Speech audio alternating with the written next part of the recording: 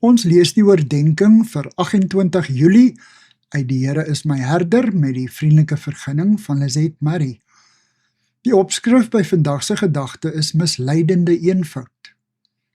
En ons teksvers kom uit die baie bekende 1 Korintiërs 13 vers 13.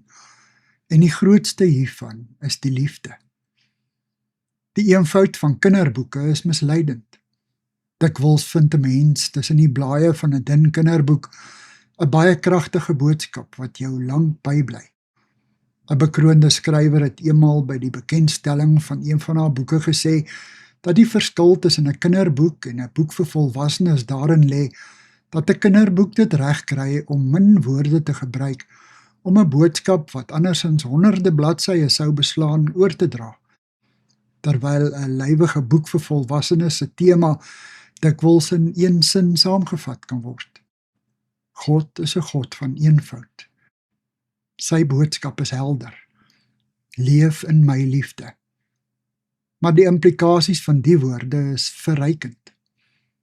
'n biblioteek vol boeke is onvoldoende om die omvang van hierdie boodskap vas te vat en onder woorde te bring. In Charlie Mackesy se boek The Boy, the Mole, the Fox and the Horse kom die seentjie ten slotte by die rede vir hulle saamwees uit. I've realized why we are here, whispered the boy. To love. And be loved, said the horse.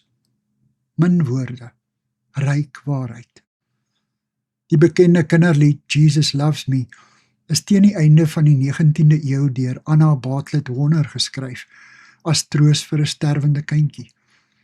Dit het een van die mees geliefde godsdienstige liedere geword. Nie net vir kinders nie, maar ook vir volwassenes. Toe daar aan 'n bekende teoloog op sy 90ste verjaarsdag gevra is of hy graag 'n boodskap aan die teenwoordiges sou wou gee, was sy antwoord eenvoudig. Jesus loves me. Yes, I know. Here Jesus, ek weet dat U my liefhet. Dankie daarvoor. Amen. Dankie vir die saamkuier. Ek deel Lizette se kontakbesonderhede in die inligtingsparagraaf van die kanaal. Daar is ook skakels na voorlesings van Lizette se ander publikasies wat hier beskikbaar is.